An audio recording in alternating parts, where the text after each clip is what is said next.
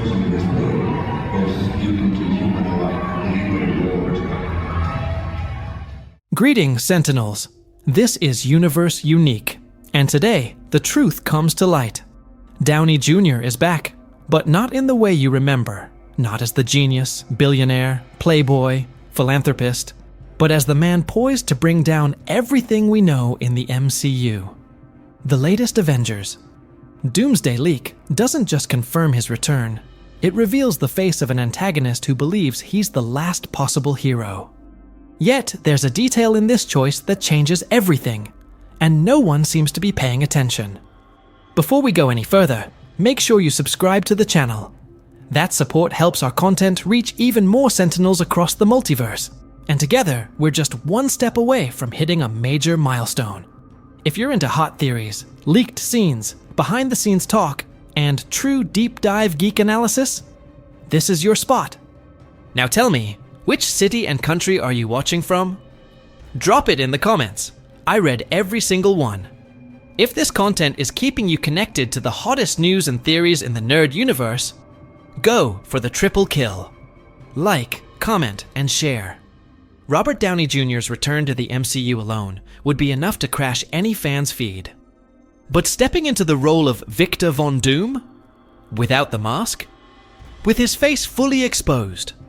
That's more than just provocation. It's a visual and symbolic rupture from everything we've known until now. Doom is Marvel's most vain and egocentric character, but also the most obsessed with order. In the comics, his scar is a permanent trauma, a reminder of the sacrifice he made for power. So why reveal his face now? That visual detail exposes what Marvel wants to stir inside you emotionally. Downey Jr.'s face, so closely tied to Tony Stark's legacy, shown unscarred, is an unmistakable emotional trap for the audience. And for Peter Parker. The leak suggests Doom was healed by Franklin Richards back in the post-credits scene of Fantastic Four. The purpose? To allow him to walk into Doomsday with a face that evokes Spider-Man's father figure, making their eventual encounter far more devastating. And if Peter truly believes, even for just a few seconds, that his mentor has returned from the dead, that isn't just fan service, that's emotional torture written into the script. And worse, it's part of Doom's plan. But there's something in this decision no one is talking about. Something that reveals how Marvel may be planting the first seeds of a silent, soft reboot within the MCU. I'll explain. Victor Von Doom never views himself as a villain. And that changes the way Marvel is positioning him in Avengers. Doomsday. According to the leaks, he doesn't appear with a purely destructive motivation. Instead, Doom believes he is saving the multiverse from the chaos of variants and reckless heroes who cause incursions without even understanding their actions. That is why he kidnaps Franklin Richards. In the comics, Franklin is one of the most powerful beings in the Marvel universe. He can literally create realities with his mind. If that power falls into the wrong hands, a single timeline could collapse. Doom knows this. By capturing Franklin, he isn't directly trying to steal that power for himself. His goal is to stop others from doing it. Doom's logic is simple. Either the power is controlled by someone who fully understands the stakes, or the multiverse collapses. This is the most unsettling point. With that justification, Doom becomes a distorted version of a savior. He doesn't destroy out of pleasure, but out of calculation. He doesn't kill from hatred, but from prevention. In his mind, every sacrifice, even of characters we know and care about, is a necessary statistic to preserve a larger structure. Leaks suggest that Doom begins the film hunting characters who have already triggered incursions in the past. That includes Doctor Strange, Monica Rambeau, Captain Marvel, and even Peter Parker, who, it's worth remembering, tampered with realities in No Way Home, alongside Strange. All of them are viewed by Doom as risks to the stability of the multiverse. But this raises another question. If Doom is the one hunting multiversal threats, who decides who lives and who dies? He places himself above the balance of time. This is the most dangerous part of his character. Behind the cold logic lies an abyss of arrogance. Doom doesn't just want to stop new incursions. He wants to be the only one with the authority to decide what is or isn't acceptable in the multiverse. That is what sets him on a collision course with the entire MCU. There is also one detail the leaks don't confirm, and it could completely change how the audience sees Doom. A specific moment, not yet revealed in full, suggests what truly drives his crusade against the heroes. And that missing piece may lie either in his past or in a future he has already seen. Franklin Richards is not just the son of Mr. Fantastic. He is, quite literally, a force of nature. In Avengers Doomsday, his role goes far beyond being the boy kidnapped by Doom. He is the convergence point between absolute power and existential risk. Leaks indicate that Marvel is treating Franklin as the new trigger of the multiverse, something between a dormant bomb and a god in the making. In the comics, Franklin has already rewritten entire universes. He created pockets of reality to save dead heroes, altered timelines with unconscious thoughts, and in some arcs was even feared by cosmic entities like Eternity and Galactus. If the MCU version follows the same path, we're looking at someone capable of restarting or erasing any phase of Marvel on his own, which explains Doom's extreme measures. The most sensitive part of this storyline lies in Franklin's connection with his mother. According to recent information, Sue Storm dies during the events of the Fantastic Four movie, and Franklin resurrects her using the power cosmic. The side effect? Sue returns with eyes glowing like a star, as if she had glimpsed something greater than life itself. And this change is not only visual. Vanessa Kirby, who plays Sue, has stated that her character comes back different, with a kind of expanded awareness in her gaze.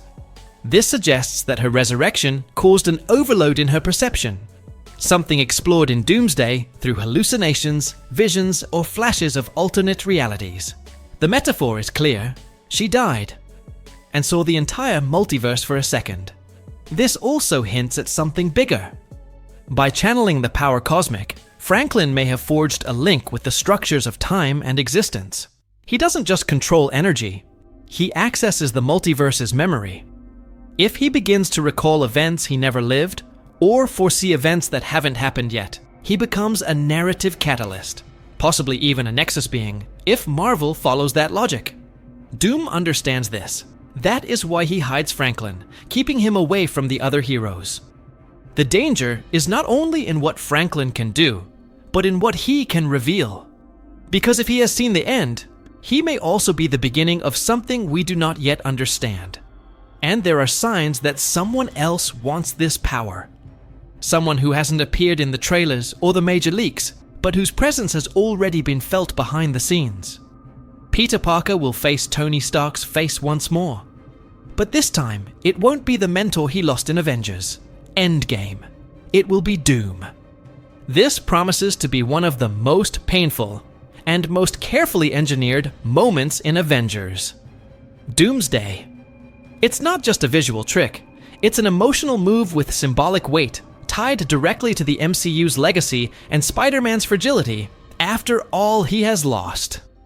Downey Jr.'s face, clean and unscarred, without the iron mask, strikes directly at Peter's memory. The boy who idolized Stark will, for an instant, believe there's hope. That maybe there's another version, a second chance. But that hope will be brutally torn away when Doom reveals his real intentions. This manipulation is calculated, not only against Peter, but against the audience itself, pulling them back into grief. This time layered with betrayal. Behind the scenes, the choice to show Doom without his mask is not just an aesthetic decision, it's narrative. It allows Downey to explore the character's nuances without the mechanical barrier of the helmet. And it creates real-time conflict with characters who once knew Tony. For Peter, it's the height of his unresolved trauma, and the script leans into that. The scene is expected to echo Secret Wars and the Time Runs Out arc from the comics, where Doom and Strange debate the imminent destruction of all realities. Here, Peter represents the emotional anchor between the MCU's past and present. Doom's decision to hunt him down, To view him as a threat because of his role in causing an incursion makes this confrontation inevitable. More than a physical battle, it will be a clash of convictions. Rumors suggest this scene was one of those reshot at Downey Jr.'s request. That's no coincidence. Reports indicate he wanted more dramatic weight in the exchange between Peter and Doom. If that's true, we may see a Spider-Man torn between fighting and pleading, because he's not just facing a villain. He's confronting the memory of someone who shaped who he is. And that raises the central question: how much of this burden can Peter carry? If Doom truly threatens to erase his reality for the sake of a greater plan, who will stand with Spider-Man to stop him? Or will he be completely alone?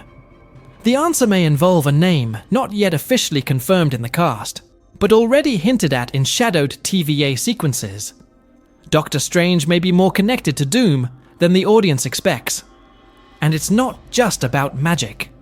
Behind the scenes, Marvel's decision to skip what would have been Doctor Strange 3 and push the story directly into Avengers. Doomsday shows a move of narrative containment. The multiverse storyline spun out of control, and Marvel chose to cut corners. The post-credit scene from Multiverse of Madness, where Clea warns Strange about an incursion into the dark dimension, was originally designed as the trigger for a new solo film. But after Jonathan Majors' controversies and audience fatigue with overly fragmented plots, Marvel accelerated the timeline. As a result, Strange and Clea's mission now takes place off-screen. Its consequences will already be underway when Doomsday begins. This has major implications. It means Strange's arc of growth, his use of the Darkhold, his possession of the dead, and the fallout from No Way Home will be compressed into exposition or passing references. Marvel cut the emotional curve in order to fast-track the multiverse resolution. That shifts the impact and creates space for another character to take the magical spotlight: Doom. In the comics, Doom and Strange share one of Marvel's most philosophical clashes, especially in Time Runs Out and Secret Wars 2015. Both believe they are saving the world, but their methods and moral boundaries diverge. By cancelling Strange's arc, Marvel reduces the ambiguity, which risks making Doom even more dominant and one-sided in the story. The trade-off is emotional weight. By dropping Strange's solo film, Marvel weakens his bond with Clea and dilutes the significance of any sacrifice or downfall he might face in Doomsday. If he dies, it won't resonate as deeply. If he turns corrupted, the audience will have less context to understand why. There may also be another hidden layer. Visual hints suggest Strange may have already wielded cosmic power recently, possibly tied to Franklin Richards' influence. If he secretly made a pact with Doom, the potential betrayal could be far greater than it seems now. Among the remaining MCU heroes, Thor looks the most expendable, and that may be exactly why he's set up for the most impactful death in Avengers, Doomsday. Leaks indicate that the WTF moment in the third act will be a brutal, definitive sacrifice. Not symbolic, but final. The name most consistently mentioned by insiders is Thor Odinson. The choice is deliberate. After Love and Thunder, Thor lost much of his emotional weight. Both Marvel and the audience know it. Gamon. Making Thor fall in a tragic sacrifice would not only serve the story, it would also act as redemption, restoring the mythological gravity of a god who once stood for honor and strength, but became comic relief in his own franchise. More importantly, Thor's death provides a perfect setup for his eventual return after Secret Wars, with a new tone, a new approach, and possibly even a new actor. It's the type of move that enables a soft reboot, keeping the legacy but resetting the emotional core, as Marvel did with Steve Rogers, and to an extent, Tony Stark. In the comics, Thor's death is often tied to cosmic-scale events: Ragnarok, War of the Realms, or arcs involving Galactus. In Doomsday, speculation is that Thor confronts Doom directly and loses. But it's not just about the fight, it's about motive. Thor may hold vital knowledge of the multiverse's structure, possibly provided by the TVA or even Loki. He tries to stop Doom from erasing entire universes in the name of order. That impulsive, noble act could be his last spark as a hero who has spent years searching for purpose. If this death happens, it would serve as an emotional catalyst for the other heroes, especially if it occurs in front of characters with little direct bond to him. The isolation would intensify the impact. But there's a twist. Growing rumors suggest Thor's death may be staged, an illusion within the multiverse, orchestrated by another character not yet revealed in any teaser. If that's true, then Thor's apparent fall could mask an even more devastating loss, something that shakes the MCU's emotional core. A silent variant, ignored so far in leaks, may be the true target. The silence around Kang is intentional. After Jonathan Majors' dismissal and uncertainty about the character's future, Marvel appears to have made a strategic decision: erase the Council of Kangs from immediate plans and use Avengers Doomsday to pivot toward a new central antagonist. That new axis of power is tied to Doom, but filtered through the TVA. Leaks point to scenes inside the TVA, with architecture and visuals identical to those in Loki. This suggests not just stylistic continuity, but direct integration of the time-monitoring structure into Doomsday's main conflict. The biggest question is Loki's absence. At the end of Loki Season 2, he became the guardian of the timelines, a god of realities. If incursions are still happening, why hasn't he stopped them? The prevailing theory is that something forced Loki to leave his seat. It could be an internal collapse, an outside attack, or betrayal from within. Whatever the reason, his departure leaves the TVA exposed. That's where Doom moves in. He emerges as an alternative force of order. Not an isolated villain anymore, but a player operating in the void left by the TVA. Another clue supports this. In Loki, the Council of Kangs scattered after He Who Remains Death. But after Major's scandal, Marvel began dropping lines suggesting the TVA had already started hunting Kang variants, a way to rebalance the story and cut ties with the continuity. It's likely Doomsday opens with that mission already completed. Kang would be gone, off-screen. The inspiration comes directly from Infinity War's opening, where Thanos had already crushed the Asgardians before his first line. Here, Doom could debut as the executor of a multiversal purge, showing he has already won and taken the place of former villains before the audience even realized. But Kang's removal raises another question. If he's no longer central, who are the TVA's new targets? Rumors suggest forgotten variants tied to abandoned timelines are resurfacing. One of them may connect directly to the character who caused the MCU's first major fracture, the missing link between Doom and the final collapse. The leaks go beyond plot. Reports from behind the scenes of Avengers Doomsday point to tension between Robert Downey Jr. and another major cast member. Curiously, the alleged clash wasn't with the original Avengers, with whom Downey has long-standing friendships. Suspicion falls on one of the newcomers, possibly tied to the X-Men, actors who had never worked with him in large productions. Conflicts like this are not unusual in blockbusters. Vin Diesel and The Rock famously refused to shoot scenes together in Fast and Furious. The difference here is that, according to rumors, Downey demanded reshoots of several Doom scenes, delaying schedules but ensuring greater dramatic weight. If true, his role is not symbolic. It's a personal repositioning within the MCU. He didn't return just to appear. He returned to redefine tone. This ties into a bigger issue. The MCU is in a period of fatigue, and Marvel knows it. Bringing back Downey as Doom is a high-impact move, but also a gamble. The studio must balance nostalgia with innovation without repeating old formulas. That's why every rumor of reshoots, delays, or creative tension reinforces the idea that Doomsday isn't just another event film.